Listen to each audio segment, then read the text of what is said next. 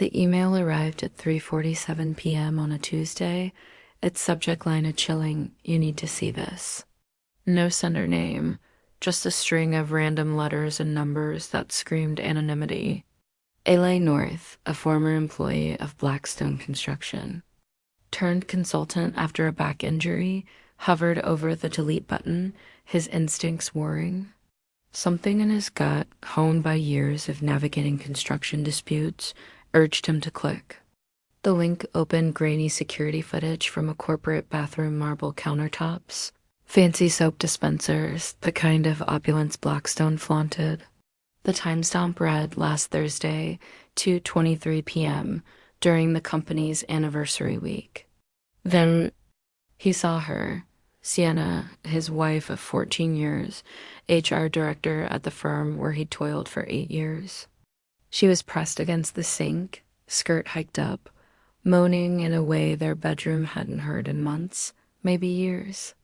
The man behind her was unmistakable Trevor Berg, the 46-year-old CEO, salt and pepper hair, with a smile that could coax city council members into signing dubious permits.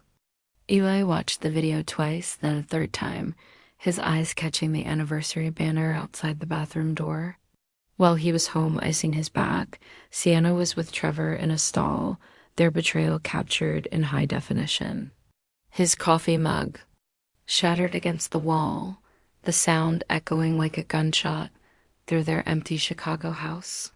3 blocks away, construction crews poured concrete for a strip mall, life marching on while his imploded. For 20 minutes, he stared at Sienna's frozen face on the screen, eyes closed, lost in a passion she hadn't shown him since their early marriage, if ever. The anonymous sender's note read, "Asterisk thought you should know. There's more where this came from. A friend, asterisk more." The word churned his stomach, promising deeper wounds. His phone buzzed, a text from Sienna at 4:15 p.m. asterisk working late tonight. Budget reviews. Don't wait up. Asterisk sent 30 minutes after her tryst with Trevor. Following his Marine. Father's mantra asterisk paper trail saves lives. Son asterisk Eli forwarded the video to his personal email and erased it from his work account. Preserving evidence, he retreated to his garage, half converted into a gym with a pull-up bar, free weights, and a heavy bag that had absorbed his frustration since the injury. The other half housed his 2018 Ford F-150, maintained with the care his marriage lacked. Eli called James Hendress, his corporate litigation lawyer of 5 years, whose calm voice was worth every cent of his hourly rate.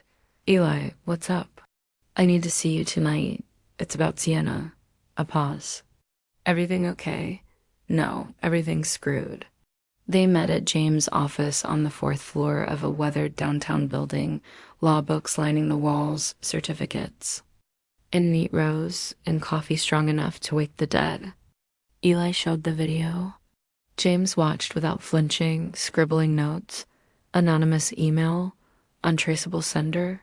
Could be a setup, someone with a grudge against Trevor or Sienna. Be careful. He outlined legal options. Alienation of affection. A tricky claim requiring proof of a happy marriage before the affair a lie, as Eli and Sienna had been roommates with shared expenses for 2 years. Defamation was possible if Sienna badmouthed him publicly, or maltreatment if Trevor targeted him professionally. Your best bet is a clean divorce. Document everything, James said, pouring whiskey. Revenge isn't justice. Eli left, with a list of divorce attorneys and a warning against actions that could be seen as harassment or intimidation, advice he had no intention of heeding. His mind was on Blackstone's annual rooftop party at the Meridian Hotel, a black tie optional. A fair with an open bar and speeches about growth. As a former employee and consultant, Eli was invited, still on good terms with the staff, or so they thought. Friday night, Eli arrived at 7:30, wearing the navy suit Sienna had bought for their anniversary 2 years ago, the irony sharp. He carried a laptop, mini projector, HDMI cables, and a flash drive with the video. The 23rd floor terrace buzzed with 200 guests, servers waiting with champagne and hors d'oeuvres. Sienna, radiant in a black dress, laughed at the bar with a junior associate. Trevor held court by the railing, his expensive suit and confident smile drawing city officials and investors like moths. Eli watched for 5 minutes, memorizing Trevor's mannerisms, his gestures, the way he commanded attention. At 8:15, the lights dimmed for Trevor's presentation on Blackstone's vision, integrity, dedication, trust. Eli, familiar with the AV setup from years of planning these events, slipped to the table while the tech was distracted by a server. As Trevor spoke of values, Eli swapped the HDMI cable connecting his projector. The screen flickered briefly, unnoticed. On the company culture slide, Eli hit play. The bathroom video filled the massive LED screen, crystal clear, Sienna and Trevor lost in their moment. The crowd went silent. A champagne glass shattered like a starting pistol. Trevor's face blanched, his microphone broadcasting his shock. What the hell? Turn it off. The tech scrambled, but Eli had pocketed the remote. Sienna, at the bar, froze as conversations died, her face cycling through confusion, recognition, horror, rage. She met Eli's gaze across the terrace. He raised his champagne glass in a mock toast. Trevor screamed for security. Phones were out, recording the chaos. By morning, the video would be viral, the downfall of Trevor Burke captured for the world. Trevor intercepted Eli at the exit, face red, veins bulging. "You sick fool. You're finished." "You're the one who's finished," Eli replied. Trevor swung, clumsy with rage. Eli's military training kicked in block, counter, right cross. The crack of Trevor's jaw was like a bat hitting a watermelon. He dropped, blood pouring from his mouth, likely a broken jaw. The crowd gasped. Someone screamed. Security tackled Eli, a knee cracking his rib. "You're under arrest for assault," the lead guard said. Eli glanced at Trevor, spitting blood onto the tiles. "Worth it," he muttered. He spent the weekend in a downtown, holding cell concrete walls, metal toilet, a bench older than time nursing his rib and planning. Released Monday on recognizance with an assault charge pending, Eli drove home through a gray Chicago morning, an $80 parking ticket on his truck. Talk radio debated the video, now viewed 3 million times. Trending as CEO caught in bathroom scandal. His house felt different, not empty, but a clean slate. Wedding photos, vacation pictures, Sienna's books mixed with his on the shelves, all awaiting division for the inevitable divorce. A persistent knock interrupted his coffee. Through the peephole, Eli saw Nora Fielding, a young woman in a business suit, clutching a leather portfolio. "Mr. North, I'm Nora. I worked for Trevor Burke. I have information." She'd been his executive assistant for 3 years, fired that morning as a security risk after perfect reviews. Her flash drive held damning evidence, emails detailing Sienna and Trevor's 8-month affair and their plans to discredit Eli for a divorce settlement, plus financial records of Trevor's embezzlement and buried HR complaints from harassed women. "I had access to everything," Nora said, her hands shaking. "I want him destroyed." They spent 3 hours strategizing a slow burn civil suits, media leaks, then criminal charges to make Trevor toxic. Sienna arrived at 7:30, disheveled, her career in ruins. "You humiliated me," she accused. "You destroyed your career." "Screwing your boss," Eli shot back, revealing the emails. She admitted the affair, blaming Eli's emotional distance, then dropped a bombshell. "I'm pregnant, 6 weeks." The paternity was uncertain, Eli or Trevor. Rage and grief collided. "Get out," he demanded. She fled to her sisters, pleading for counseling, but Eli saw no way back. He called his sister Lana, a Milwaukee therapist. Revenge is intoxicating but destructive, she warned. You're losing yourself. Eli ignored her, diving into research on Trevor wealthy upbringing, inherited company, political connections, married to Patricia, no kids, hobbies like golf, and apparently exploiting employees. A cached blog post by Jennifer Walsh, a former Blackstone employee, alleged harassment mirroring Nora's files. Eli messaged Jennifer, who replied within an hour, "I've been waiting for someone to take him down." They met at a Lincoln Park coffee shop. Jennifer, in her 30s and professional, brought a folder of emails, reviews, and notes. "I saved everything," she said. She'd tried legal action but was advised to take a settlement. Trevor's connections were too strong. What if other women backed you up? Eli asked. They planned. Jennifer would rally victims. Eli and Nora would document financial crimes. They leaked tips to reporters, and the story exploded 3. More women came forward. The Chicago Tribune ran a front-page story. Construction CEO faces multiple harassment claims, and Blackstone stock plummeted. Trevor fought back with lawyers, private investigators, and PR, claiming the video was fake. He sent 2 thugs to intimidate Eli at a grocery store, threatening accidents. Eli flashed his legal Glock 19, his military calm unnerving them. "Are you willing to die for Trevor Burke?" he asked. They backed off. Eli reported it to Detective Evan Wolf, building his case.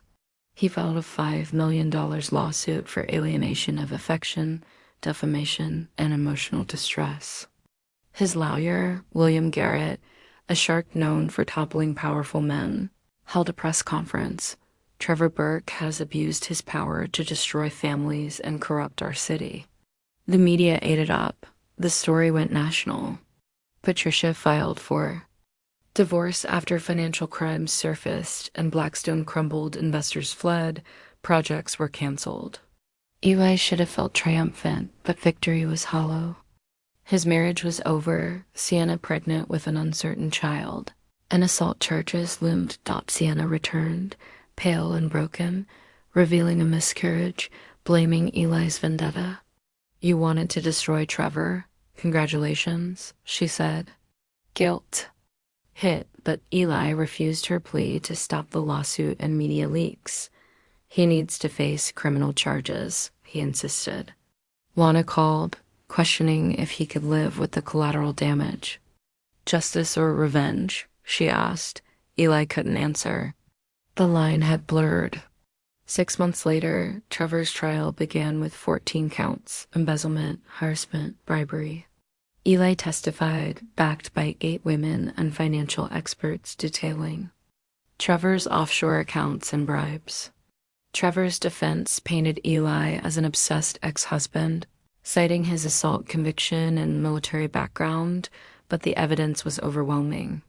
After 3 weeks, the jury deliberated for 4 hours, returning guilty verdicts on all counts: 25 years in federal prison, asset forfeiture, restitution. Eli felt empty, not triumphant. Sienna had moved to California, working for a nonprofit, their divorce finalized. The media wanted interviews, but Eli declined, retreating to his empty house with a whiskey, questioning the cost. Jennifer Walsh called. "We did it. He can't hurt anyone else." Eli wasn't sure it was worth his marriage, peace, and identity. In his garage, he punched the heavy bag until his hands bled. Each hit a memory: the video, the party, the arrest, the trial, the miscarriage, the hollow victory. 6 months later, in a downtown coffee shop, Eli saw Trevor, out on appeal due to a procedural error. Thinner, older, broken, Trevor sat uninvited. "We both lost," he said, proposing a foundation for harassment victims, using his remaining assets to help, not hurt. Eli was skeptical, but saw Sincerity Prison had changed Trevor. "Consider that the war is over," Trevor urged, leaving. Eli wrestled with his words. Was he a monster, like Trevor?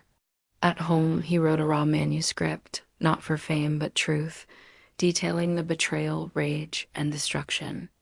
After 3 months, he sent copies to Jennifer, Nora, and Trevor. Trevor responded with a handwritten letter. "I recognize the man you became. I hope we can be better men." He invited Eli to join the foundation, not for his sake, but for others. Jennifer called, "People need to read this. It's honest." Nora was direct. "Publish it. Show what happens when power goes unchecked and good people choose revenge." Eli published quietly a cautionary tale. Reviews were mixed. Some saw a moral lesson, others revenge porn, but readers connected. Seeing their own choices in Eli's story, Trevor's appeal failed. He returned to prison. His foundation thrived under Jennifer's passionate leadership. Eli donated anonymously, not forgiving but acknowledging Trevor's attempt to atone. Sienna, remarried to a San Francisco doctor, found happiness leaving the Chicago nightmare behind. Eli hoped it was true. Everyone deserved a second chance, even betrayers. He dated cautiously, his trust shattered, but his house felt like home, no longer empty.